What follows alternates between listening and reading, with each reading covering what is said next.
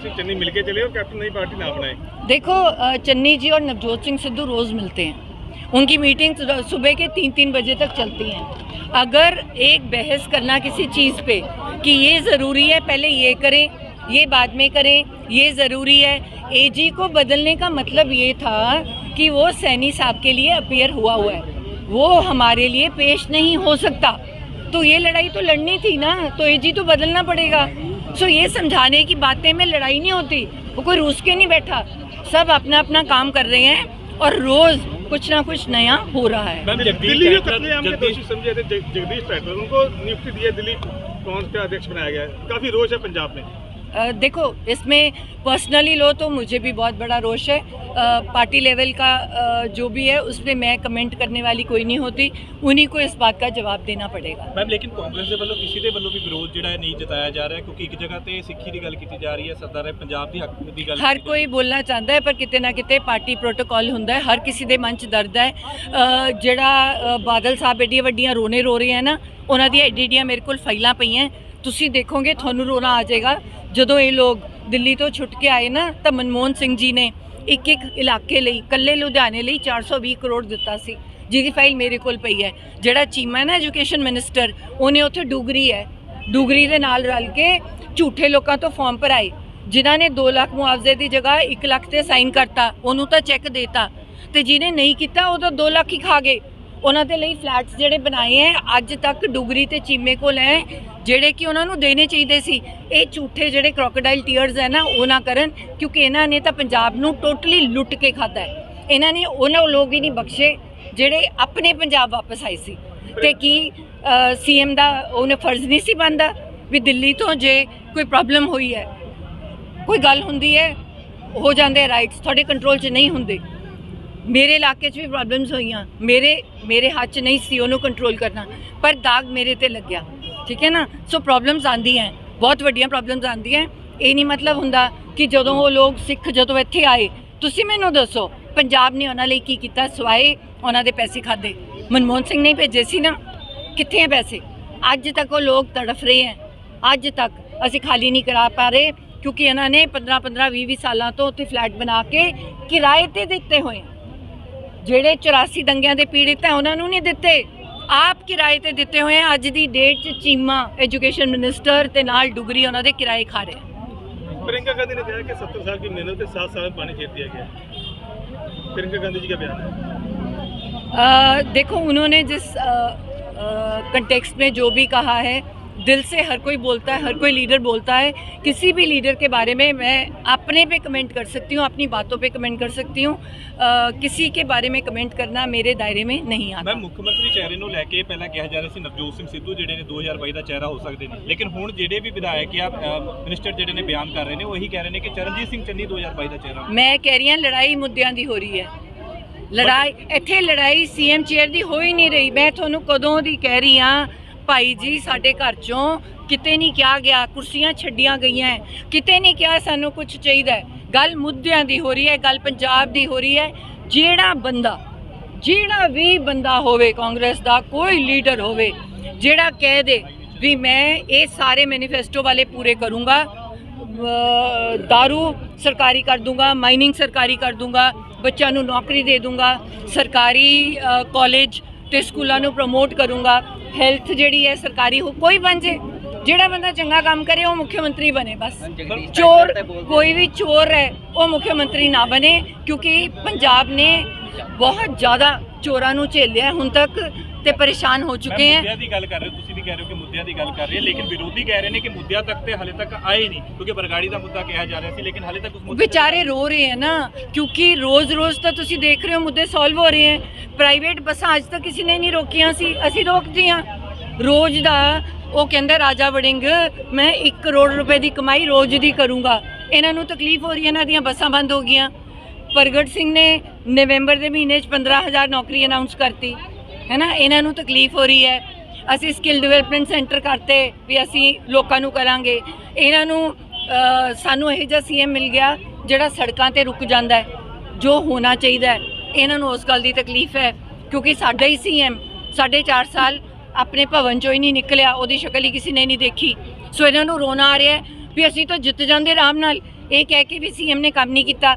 ਹੁਣ ਅਸੀਂ ਕੀ ਕਵਾਂਗੇ, ਇਹ ਤਾਂ ਕੰਮ ਕਰਨ ਲੱਗ ਗਏ ਸਾਰੇ ਜਾਣੇ, ਸੋ ਉਹਨਾਂ ਨੂੰ ਤਕਲੀਫ ਹੋ ਰਹੀ ਹੈ। ਹੁਣ ਤਾਂ ਸਿੱਧੇ ਕਹਿ ਰਹੇ ਕੈਪਟਨ ਅਮਰਿੰਦਰ ਕਿ ਮੈਂ ਪਾਰਟੀ ਬਣਾਵਾਂਗਾ, ਹਾਈਕਮਾਂਡ ਕਿਉਂ ਨਹੀਂ ਉਹਨਾਂ ਤੇ ਕਾਰਵਾਈ ਕਰ ਰਹੀ ਕੋਈ? ਦੇਖੋ ਤੁਸੀਂ ਸਾਰਿਆਂ ਨੇ ਕਿਹਾ ਸੀਗਾ, ਕੱਲ ਪ੍ਰੈਸ ਕਾਨਫਰੰਸ ਕਹਿ ਰਹੇ ਹੋ ਤੁਹਾਡੇ ਕਿੰਨੇ ਬੰਦੇ ਚਲੇ ਜਾਣਗੇ, ਉਹ ਨਾ ਇੱਕ ਐਮਐਲਏ ਗਿਆ ਨਾ ਇੱਕ ਵੀ ਮੰਤਰੀ ਗਿਆ ਵਿਚਾਰੇ ਨਾਲ, ਉਹਦਾ ਆਪਣਾ ਕੈਪਟਨ ਸਿਰਨੀਪ ਸੰਧੂ ਓਐਸਡੀ ਛੱਡ ਕੇ ਚਲੇ ਗਿਆ। ਜੋ ਨੁਕਸਾਨ ਕਰਨਗੇ ਉਹ ਆਮ ਆਦਮੀ ਪਾਰਟੀ ਦਾ ਕਰ ਸਕਦੇ ਹੈ, ਅਕਾਲੀ ਦਲ ਦਾ ਕਰ ਸਕਦੇ ਹੈ, ਕਿਉਂਕਿ ਉਹਨਾਂ ਦੇ ਰੁੱਸੇ ਹੋਏ ਬੰਦੇ ਲੈਣਗੇ। ਸਾਡੇ ਸਰਵੇ ਦੇ ਹਿਸਾਬ ਨਾਲ ਟਿਕਟਾਂ ਵੰਡੀਆਂ ਜਾਣਗੀਆਂ ਪਹਿਲਾਂ ਹੀ, ਐਂਡ ਕੋਈ ਬੰਦਾ ਅਪੋਜ਼ ਨਹੀਂ ਕਰੇਗਾ, ਕੋਈ ਬੰਦਾ ਹੁਣ ਤੱਕ ਉਹਦੇ ਨਾਲ ਨਹੀਂ ਗਿਆ, ਨਾ ਅੱਗੇ ਤੋਂ ਜਾਣ ਵਾਲਾ ਹੈ। ਜਿਹੜਾ ਕਾਂਗਰਸੀ ਹੈ ਸਰਕਾਰ ਬਣ ਰਹੀ ਪੂਰੇ ਆਰਾਮ ਨਾਲ ਬਣ ਰਹੀ ਹੈ 80 ਤੋਂ ਉੱਤੇ। ਮੈਮ ਨੁਕਸਾਨ ਦੀ ਗੱਲ ਕੈਪਟਨ ਅਮਰਿੰਦਰ ਸਿੰਘ ਕਹਿੰਦੇ ਨੇ ਕਿ ਨਵਜੋਤ ਸਿੰਘ ਸਿੱਧੂ ਜਿੱਥੋਂ ਵੀ ਖੜਨਗੇ ਉਹਨਾਂ ਦੇ ਅਗੇਂਸਟ ਵੱਡਾ ਕੈਂਡੀਡੇਟ ਖੜਾ ਕੇ ਜਿਹੜਾ ਉਹਨਾਂ ਨੂੰ ਹਰਾਉਣ ਦੀ ਕੋਸ਼ਿਸ਼ ਕੀਤੀ ਜਾਊਗੀ। ਤੁਸੀਂ ਕਿਸ ਤਰੀਕੇ ਦਾ ਸਟੈਂਡ ਲੈਂਦੇ? ਮੈਂ ਤਾਂ ਕੀ ਹੋ ਗਿਆ, ਹਰ ਬੰਦੇ ਨੂੰ ਜਦੋਂ ਇਲੈਕਸ਼ਨ ਲੜਦਾ ਹੈ 18 ਬੰਦੇ ਉਹਨਾਂ ਦੇ ਅਗੇਂਸਟ ਖੜਦੇ ਹੈ ਤਾਂ ਉਹ ਵੀ ਵੈਲਕਮ ਹੈ। ਮੈਂ ਤਾਂ ਉਹਨਾਂ ਨੂੰ ਵੈਲਕਮ ਕਰਤਾ ਹੈ, ਮੈਂ ਕੀਤਾ ਵੀ ਆ ਜਾਓ ਤੁਸੀਂ, ਤੁਹਾਡੇ ਤੋਂ ਸਟਰੋਂਗ ਕੈਂਡੀਡੇਟ ਕੌਣ ਹੋਏਗਾ? ਉਹਨਾਂ ਤੋਂ ਦੇਖੋ ਉਹ ਬੰਦਾ ਨੂੰ ਸੋਚਣਾ ਚਾਹੀਦਾ ਮੇਰੇ ਤੋਂ ਸਟਰੋਂਗ ਤਾਂ ਕੋਈ ਨਹੀਂ ਹੈ ਨਾ, ਉਹ ਆ ਜਾਣ, ਅਸੀਂ ਘਰ ਵੀ ਦੇਵਾਂਗੇ, ਮੈਂ ਰੈਂਟ ਵੀ ਭਰ ਦੂੰਗੀ, ਮੈਂ ਤੁਹਾਨੂੰ ਪਹਿਲਾਂ ਕਿਹਾ ਰੋਟੀ ਦਾ ਵੀ ਅਰੇਂਜਮੈਂਟ ਕਰੂੰਗੀ, ਆਰਾਮ ਨਾਲ ਸਟੇਜ ਵੀ ਦੇ ਦੂੰਗੀ ਆਪਣੀ, ਮੇਰੇ ਵਾਲੀ ਸਟੇਜ ਨਹੀਂ, ਵੋਟਾਂ ਨਹੀਂ ਮੈਂ ਦਊਂਗੀ। ਮੈਮ ਇੱਕ ਲਾਸਟ ਸਵਾਲ, ਮੈਮ ਆਖਰੀ ਸਵਾਲ ਕਿ ਅਰੁਸਾ ਆਲਮ ਨੂੰ ਲੈ ਕੇ ਜਿਹੜਾ ਚੱਲ ਰਿਹਾ ਹੈ, ਉਹਨਾਂ ਦਾ ਕਹਿਣਾ ਕਿ 16 ਸਾਲ ਤੋਂ ਅਰੁਸਾ ਆਲਮ ਜਿਹੜੀ ਹੈ ਭਾਰਤ ਦੇ ਅੰਦਰ ਸੀਗੀ, ਸਾਰੇ ਮੰਤਰੀਆਂ ਨਾਲ ਫੋਟੋਆਂ ਵੀ ਜਿਹੜੀਆਂ ਨੇ ਵਾਇਰਲ ਕੀਤੀਆਂ ਗਈਆਂ ਨੇ, ਤੇ ਉਸ ਸਮੇਂ ਕਿਉਂ ਨਹੀਂ ਸਵਾਲ ਚੱਕੇ ਗਏ? ਹੁਣ ਜਦੋਂ ਮੈਂ ਕੁਰਸੀ ਤੋਂ ਉਤਰ ਗਿਆ, ਅਸਤੀਫਾ ਦਿੱਤਾ, ਫਿਰ ਸਵਾਲ ਕਿਉਂ ਚੱਕੇ ਜਾ ਰਹੇ? ਕਿਉਂਕਿ ਉਹਨਾਂ ਨੇ ਕੰਮ ਹੀ ਇੱਕੋ ਹੀ ਕੀਤਾ, ਉਹਨਾਂ ਨੇ ਅਰੁਸਾ ਆਲਮ ਦੇ ਨਾਲ ਪਾਰਟੀ ਕਰਨ ਤੋਂ ਸਿਵਾਏ ਕੰਮ ਹੀ ਨਹੀਂ ਕੀਤਾ। ਅਸੀਂ ਉਹਨਾਂ ਦਾ ਕਿਹੜਾ ਕੰਮ ਗਿਣਾਈਏ?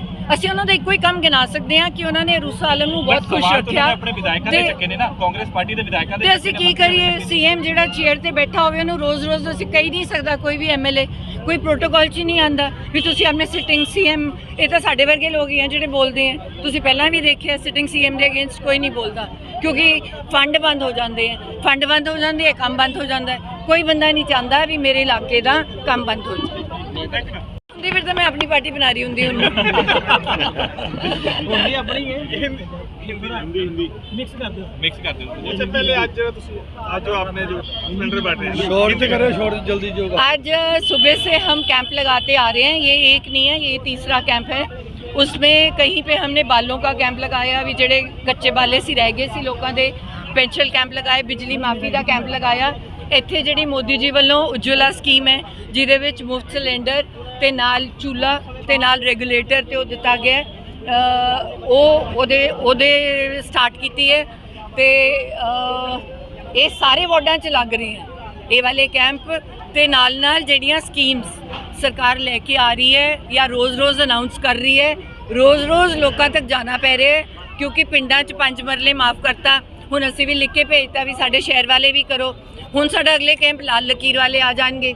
ਮੇਰੇ ਏਰੀਆ 'ਚ ਬਹੁਤ ਸਾਰੇ ਏਰੀਆ 'ਚ ਜਗ੍ਹਾ ਹੈ ਜਿਹੜੀ, ਚਾਹੇ ਮਕਬੂਲਪੁਰਾ ਹੋਵੇ, ਚਾਹੇ ਈਸਟ ਮੋਹਨ ਨਗਰ ਹੋਵੇ, ਚਮਰੰਗ ਰੋਡ ਹੋਵੇ, ਜਿੱਥੇ ਬਹੁਤ ਸਾਰੇ ਘਰ ਲਾਲ ਲਕੀਰ ਦੇ ਅੰਦਰ ਸੀਗੇ। ਸਾਨੂੰ ਬਹੁਤ ਵੱਡੀ ਪ੍ਰੋਬਲਮ ਸੀਗੀ ਕਿ ਵਿਚਾਰੇ ਨਾ ਰਜਿਸਟਰੀ ਕਰਾ ਸਕਦੇ ਹੈ, ਨਾ ਵੇਚ ਸਕਦੇ ਹੈ, ਝੂਠੀ ਬਿਜਲੀ ਲੈਣੀ ਪੈਂਦੀ ਹੈ, ਬਿਜਲੀ ਵਾਲੇ ਆ ਕੇ ਬਿਜਲੀ ਦਾ ਕਨੈਕਸ਼ਨ ਕੱਟ ਦਿੰਦੇ ਹੈ। ਸੋ ਸਾਡਾ ਬਹੁਤ ਵੱਡਾ ਮੁੱਦਾ ਉਹ ਵੀ ਰਹੇਗਾ। ਨੋਬਲ ਫਾਊਂਡੇਸ਼ਨ ਦੇ ਥਰੂ ਅਸੀਂ ਸਕੂਲਸ ਵੀ ਜਗ੍ਹਾ ਜਗ੍ਹਾ ਤੇ ਕਰ ਰਹੇ ਹਾਂ, ਅਸੀਂ ਸਪੋਰਟਸ ਦੇ ਏਰੀਆਜ਼ ਵੀ ਲੋਕਾਂ ਤੋਂ ਲੈ ਰਹੇ ਹਾਂ ਵੀ ਚਾਹੇ 500 ਗਜ਼ ਜਗ੍ਹਾ ਹੈ, ਕੋਈ ਜਗ੍ਹਾ ਸਾਨੂੰ ਦੇ ਦਿਓ। ਅਸੀਂ ਰੈਸਲਿੰਗ ਦੇ ਅਖਾੜੇ ਖੋਲ੍ਹ ਰਹੇ ਹਾਂ, ਉੱਥੇ ਜਿਮ ਲਾ ਰਹੇ ਹਾਂ। ਸੋ ਅੱਜ ਕੱਲ੍ਹ ਅਸੀਂ ਲੱਗੇ ਹੋਏ ਹਾਂ ਇਸ 'ਤੇ ਵੀ ਸਾਡੇ ਬੱਚੇ, ਸਾਰੀ ਪੁਲਿਸ ਦਾ ਅਸੀਂ ਰੀਹੌਲ ਕੀਤਾ ਹੈ ਕਮਿਸ਼ਨਰ ਸਾਹਿਬ ਦੇ ਨਾਲ, ਪੂਰੀ ਪੁਲਿਸ ਦੇ SHOs ਹੈ ਜਿਹੜੇ ਸਾਡੇ ਏਰੀਆ ਵਾਈਜ਼ ਮੀਟਿੰਗਸ ਕਰਨਗੇ। ਨਸ਼ਾ ਜਿਹੜਾ ਬਹੁਤ ਵੱਡਾ ਮੁੱਦਾ ਹੈ ਅੰਮ੍ਰਿਤਸਰ ਈਸਟ ਤੋਂ, ਉਹਨੂੰ ਜਾਣਾ ਹੀ ਪਊਗਾ।